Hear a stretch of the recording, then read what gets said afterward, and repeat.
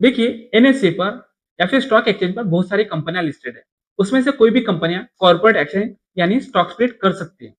अगर कोई भी कंपनियां स्टॉक स्प्लिट करती है, अगर आप उसमें इन्वेस्ट करने के लिए इंटरेस्टेड हो या इंटरेस्ट रखते हो स्टॉक स्प्लिट होने के बाद उस कंपनी में इन्वेस्ट करने के लिए, तो सबसे पहले आपको है ना कुछ रेड फ्लैग आइडेंटिफाई करना आना चाहिए, क्योंकि हम अपना मेहनत का पैसा उस कंपनी में इन्वेस्टमेंट कर रहे हैं।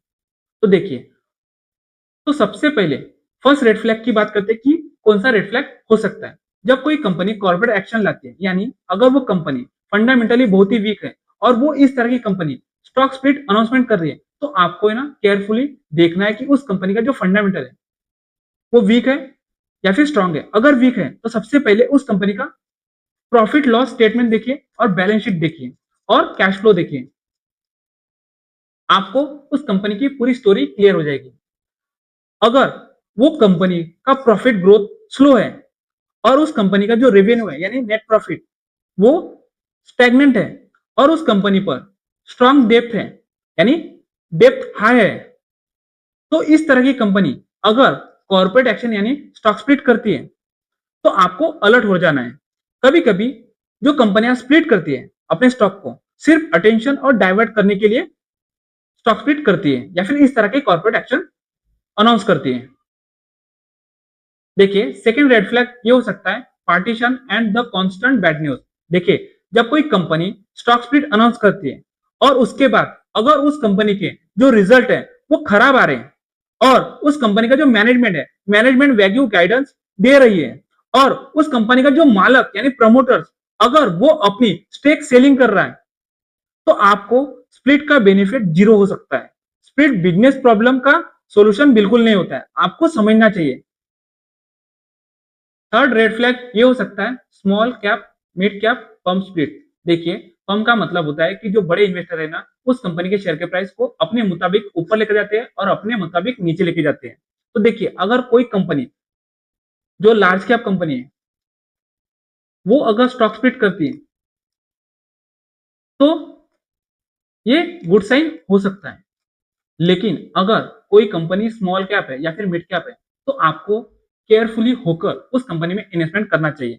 देखिए, बहुत सारी कंपनियां छोटी कंपनियां होती हैं, तो पहले उस कंपनी का जो प्राइस है ना पंप करती है, फिर उस स्टॉक का स्प्लिट अनाउंसमेंट होता है और रिटेल सोचते हैं अब तो ये प्राइस ऊपर जाएगा, क्योंकि देखिए उस उन्होंने प्रीवियस हिस्ट्री देखा कि वो स्टॉक कंटिन्यूसली भाग रहा था, तो उन्हें लगता है कि जो स्टॉक स्प्लिट होगा तो उस स्टॉक का प्राइस हाफ हो जाएगा और हाफ होने के बाद वो स्टॉक का प्राइस कुछ ही दिनों पे या फिर कुछ ही महीनों बाद वो स्टॉक का प्राइस डबल हो जाएगा। तो इस वजह से रिटेल इन्वेस्टर इसमें फंस जाते हैं और फिर जो प्रमोटर है ना या फिर कंपनी का जो मालक है या ऑपरेटर है ना वो हाई प्राइस पर एग्जिट करते हैं, जिस वजह से प्राइस क्रैश होने लग जाती है।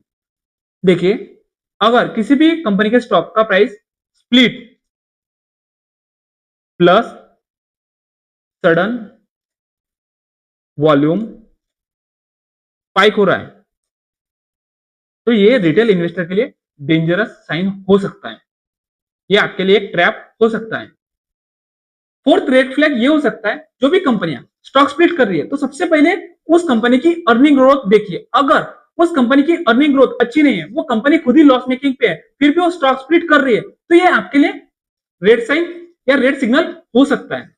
तो सबसे पहले आप चेक कीजिए जो भी कंपनियां स्टॉक स्प्लिट कर रही है उस कंपनी का earning per share growth ratio क्या है और प्रीवियस 3 या फिर 5 ईयर यानी लास्ट 3 या फिर लास्ट 5 ईयर की आप earning per share growth ratio देखिए। अगर उस कंपनी का earning per share growth continuously growth हो रहा है तो ये आपके लिए ग्रीन फ्लैग हो सकता है, यानी previous year 5 year earning per share growth थी, उसके बाद 6 थी, फिर उसके बाद 7, तो ये कंटिन्यूसली ग्रोथ रेशियो बढ़ रहा है। लेकिन अगर earning per share growth ratio decline हो रहा है, प्रीवियस ईयर 6 थी, दिस ईयर 4 है, उसके अगले साल अगर 4.5 हो या फिर 3 आ रही है तो आप उसको अवॉइड कर सकते हो उस स्टॉक का स्प्लिट को।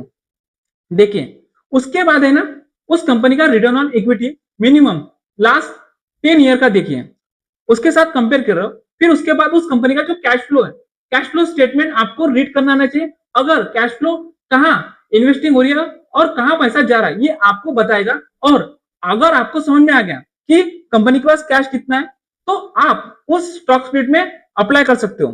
अगर उस कंपनी की जो अर्निंग है वो फ्लैट है, सिर्फ शेयर काउंट बढ़ रहा है, तो ईपीएस डायलूशन का लॉन्ग टर्म में रिस्क हो सकता है। तो इस तरह के स्टॉक स्प्लिट से आप दूर रह सकते हो। अगर आपको ये रेड फ्लैग समझ में आया होगा तो, या फिर आपको आइडेंटिफाई करना आएगा, तो आप इस तरह के कंपनी से दूर रह सकते हो जो स्प्लिट विदाउट अर्निंग ग्रोथ पर चल रही है।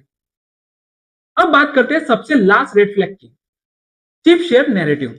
देखिए, जो बिगनर इन्वेस्टर है ना, उनको फंडामेंटल एनालिसिस बिल्कुल नहीं आती। देखिए, अगर कोई कंपनी का शेयर का प्राइस 100 रुपए चल रहा है और उस कंपनी ने स्टॉक स्प्लिट किया और स्टॉक स्प्लिट के बाद उस कंपनी का एक शेयर का प्राइस 50 रुपए हो गया, तो जिन बिगनर इन्वेस्टर को फंडामेंटल एनालिसिस नहीं आती, वो क्या बोलते हैं मार्केट में, 50 का शेयर है, महंगा क्या ही हो गया। लेकिन उनको रियलिटी बिल्कुल नहीं आती, या फिर रियलिटी बिल्कुल नहीं पता होती। देखिए, सच ये होता है कि प्राइस चिप हो सकती है, कंपनी महंगी हो सकती है, लेकिन जब हम किसी भी कंपनी के शेयर को बाय करते हैं ना, तो उसके प्राइस को देखकर नहीं, उसकी वैल्यूएशन करते हैं। और वैल्यूएशन है ना, प्राइस टू अर्निंग रेशियो से होती है, बल्कि प्राइस से नहीं। तो हमें स्टॉक का प्राइस टू अर्निंग रेशियो देखना होता है और उस इंडस्ट्री का प्राइस टू अर्निंग रेशियो देखना होता है। तब जाकर हम पता कर सकते हैं कि वो कंपनी का स्टॉक का प्राइस सस्ता है या फिर महंगा है, या फिर वो कंपनी महंगी है या फिर सस्ती है। प्राइस को देखकर बिल्कुल भी नहीं। और ये रेड फ्लैग हो सकता है, और ये रेड फ्लैग आपको अब आइडेंटिफाई करना आ सकता है, क्योंकि मैंने आपको अच्छे से समझाने की कोशिश किया और अच्छे से समझाया भी हूं।